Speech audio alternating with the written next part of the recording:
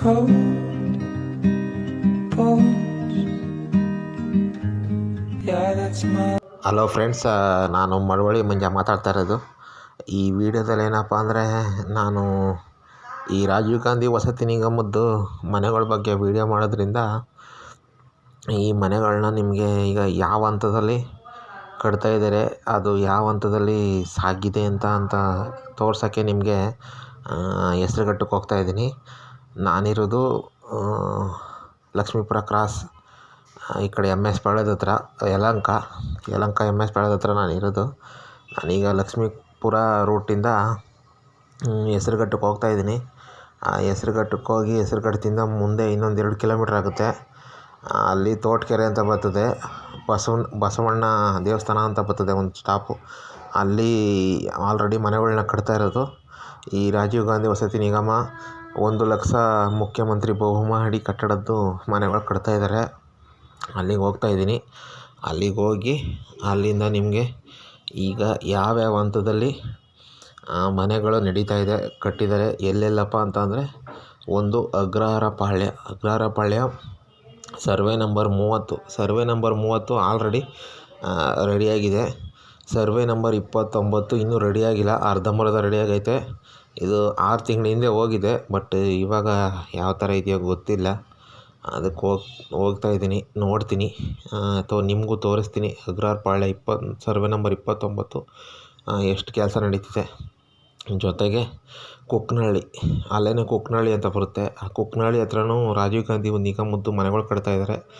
ಆ ಮನೆಗಳು ಕೂಡ ಯಾವ ಹಂತದಲ್ಲಿದೆ ಅಂತ ಅನ್ನೋದನ್ನ ನಿಮಗೆ ವೀಡಿಯೋ ಮಾಡಿ ತೋರಿಸ್ತೀನಿ.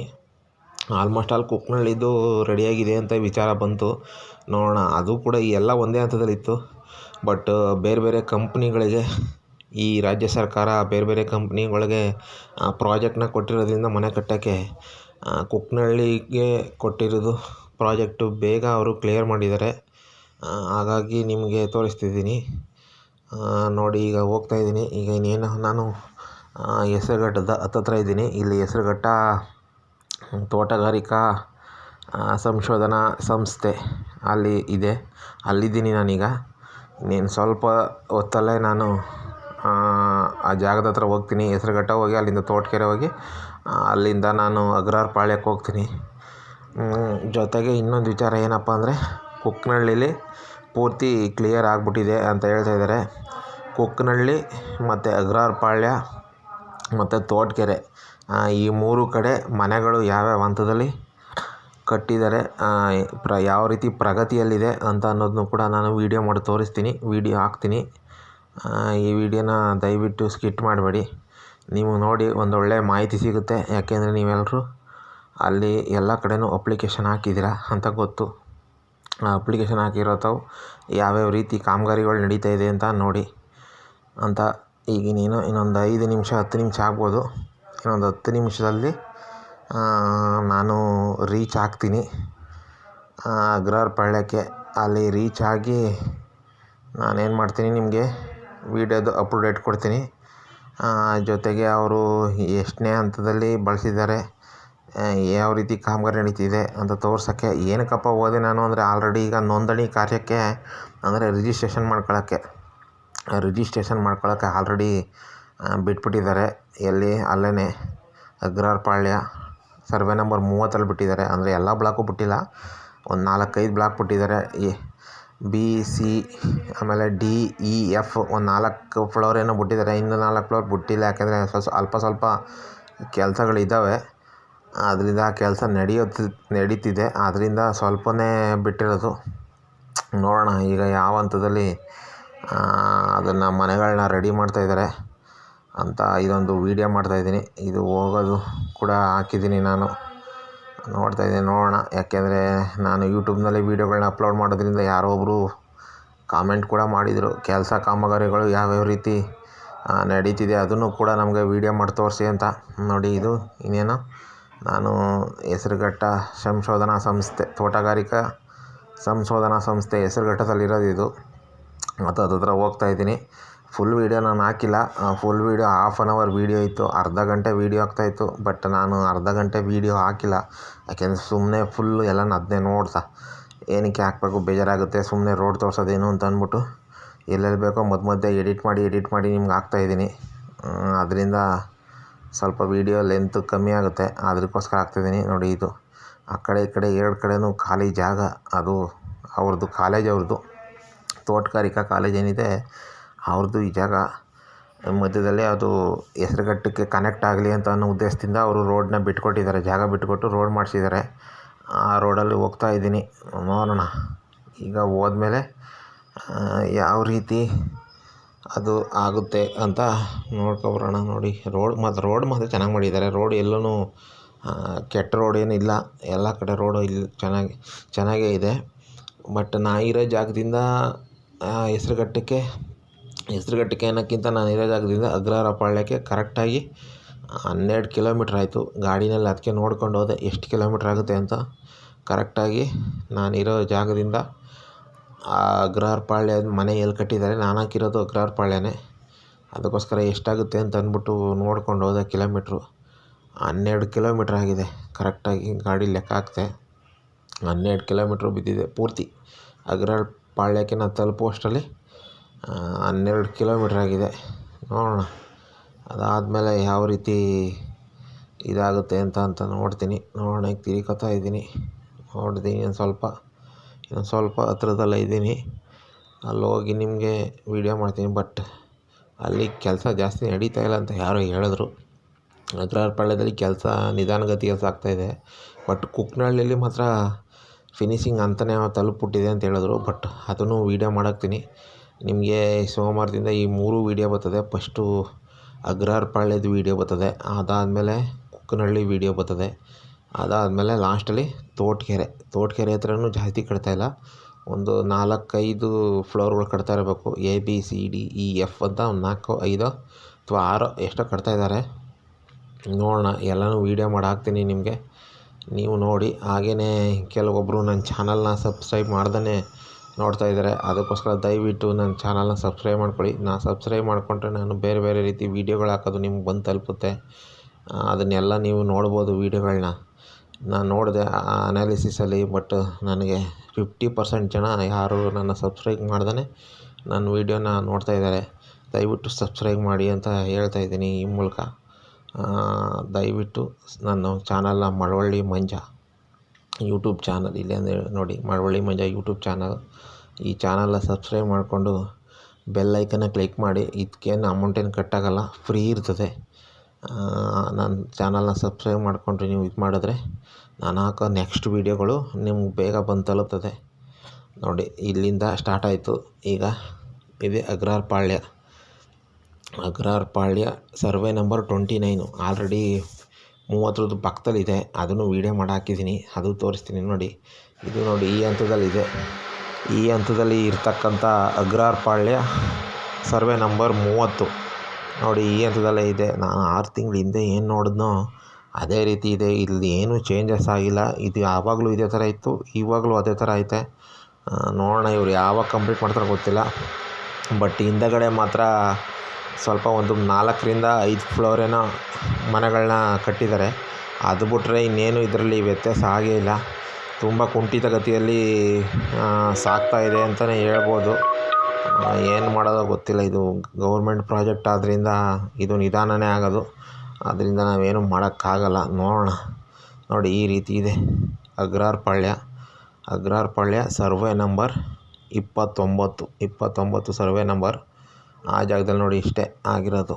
ಅದು ಬಿಳಿ ಬಣ್ಣ ಬಳಿದಿದ್ರೆ ಅಷ್ಟೇ.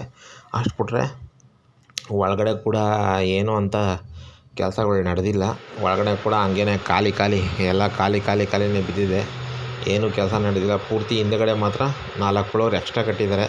ಅಷ್ಟನ್ನು ಬಿಟ್ರೆ ಬೇರೆ ಏನಿಲ್ಲ. ಇದನ್ನು ನೋಡ್ತಾ ಇರಿ ವೀಡಿಯೋನ, ಹಂಗೆ ಮುಂದೆ ಪ್ಲೇ ಮಾಡ್ತೀನಿ.